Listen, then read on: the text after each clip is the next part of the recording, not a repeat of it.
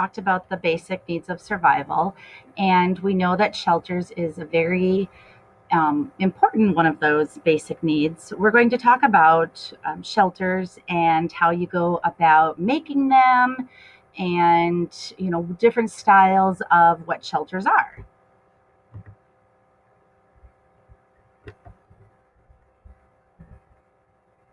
All right, so why do we even need to consider shelters? Why are they important? Why would they be considered one of our basic needs?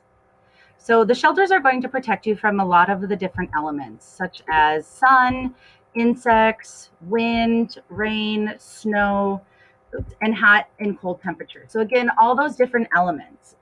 Now, they're not going to protect you from everything, obviously, but they are going to protect you from the majority of those things. And again, that is what our goal is, to protect you from the majority of those elements. So, some things for you to consider when you're thinking about a shelter. If you're in a survival situation, something to consider is to look for those natural shelters that are already present in nature, or something that you could alter to meet your needs. This is huge because it's going to save your energy. Remember how we talked about in that last video, saving that energy, undue haste, all right? We don't want to waste that energy. We want to save it. We don't want to make our shelters too big. All right. That is a common error that people think, is that they have to make it too big. If you make your shelter too big, what's going to happen is you're going to expose yourself to the elements. You're also going to lose body heat. So, what you want to do is to make sure that it is large enough to protect you from the elements, but small enough to hold in your body heat. One of the biggest things when you're making your shelter or searching out a natural shelter is to try to get you off the ground in some way. And we'll talk about tree shelters here in a coming slide. Um, excuse me. So you want to get off the ground. The reason why you want to get off the ground is because, one, at night, when the temperature drops, it's going to suck out your body heat. All right. And you need to have your body heat, obviously, so you don't develop hypothermia.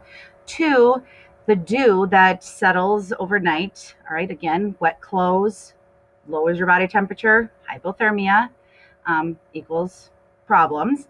It's also going to protect you from the insects, animals that could be out there. Again, yes, I know that some things can climb trees and all that sort of stuff, but your chances are lower when you're higher up than they are when you're on the ground. So you want to get as high off the ground as you possibly can.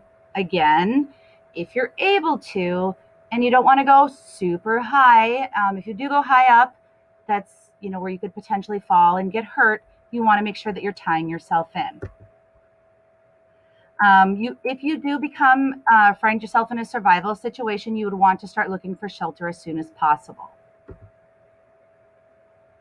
What's happening? Goodness gracious. All right, some different shelter types. Some terms that describe some of your basic shelter types that you might hear when you're looking through some different websites or different books would be an A-frame. An example of how an A-frame could be developed would be a stick frame shaped like the letter A.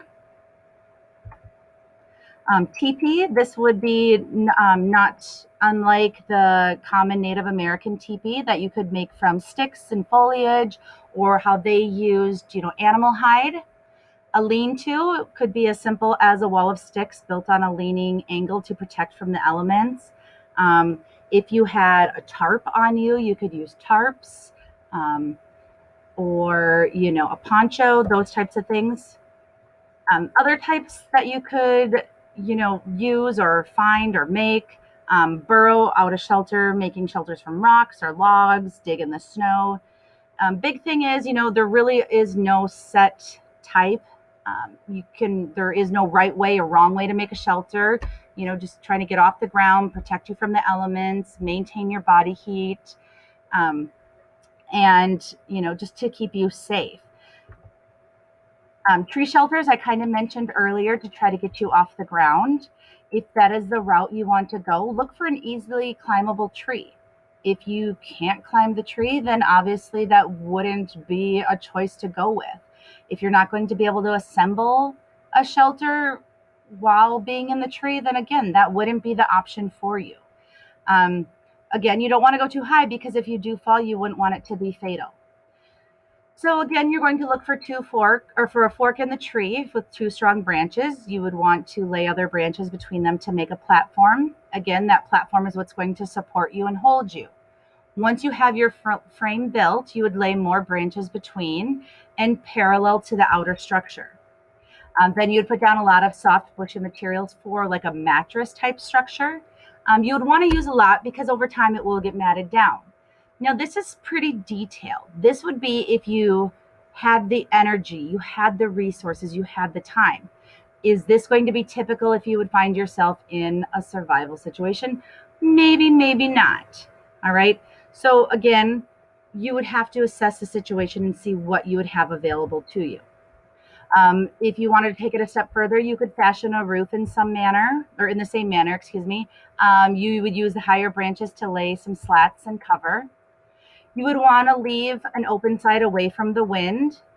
You always want to leave an open side or some type of hole to let the old air escape. Again, the main concept of a tree shelter would be to get you off the ground. So you're not losing your body heat, you're away from the animals and the elements. You want that strong platform to support you and offer some decent overhead protection again. Now, ground shelters, all right, you'd want to use a ground shelter when there are no trees that are nearby or there's no suitable ones that are available.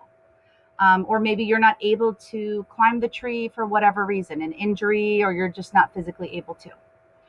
You still would want to separate yourself from the ground. All right, so you still want to build a platform of some sort when you're doing a ground shelter. So things that you could use to separate yourself for that platform, you could use logs, rocks, any type of pile of vegetation. Again, use anything that is available to you. So after you have your platform, you want to build walls of some sort. Again, find materials that are available to you. You're going to want to improvise. If you want to build a classic A-frame, some steps that you could do, you would want to angle two long branches up from the ground, meeting at a center point a few feet off the ground. You would tie together. It should look like the letter A. This would be your front. All right, you're going to repeat those steps for another A for your back.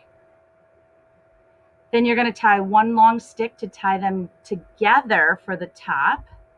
And then finally, you would lay many sticks at an angle from the top beam down to the ground on either side and cover with as much foliage as possible. All right, now again, that's just one example, and I'm going to show you some pictures here. If you didn't have access to all those branches and stuff, what would you do? Use what is available to you. So before you build, some things to ask yourself, some things to consider.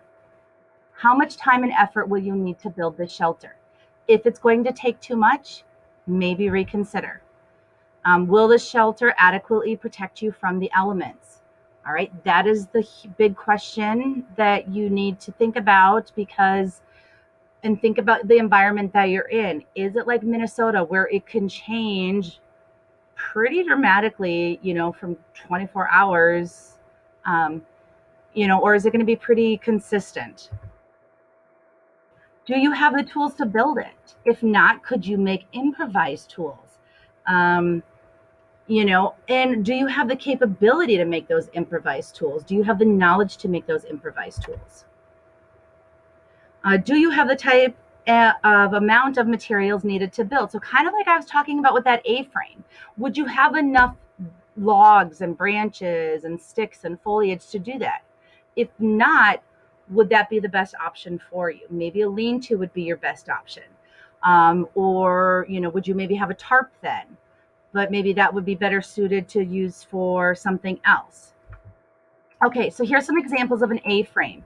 So if you look, here, obviously that's just an example of how one is halfway being built. This one, I don't know if you can see where my cursor is. So I guess if you're looking at the top left picture, they only have the A on the front part and it angles down toward the bottom. that is also going to limit your need of supplies and is also going to help secure your body heat enclosed. And that bottom left side too also angles down, and so does the bottom right. Lean-to shelters. All right, you can see that these are basic and pretty simple shelters. Don't require a lot of effort to put in. They also won't require a lot of materials. You can see that they, in these examples, use different branches and foliage. Snow shelters are different options that you would want, that you could use if you were in a winter situation.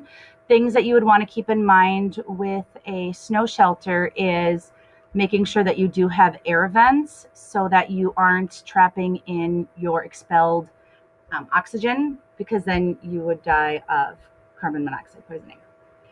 So that is it on shelters, and you will be creating a model shelter for our next project, for our first project.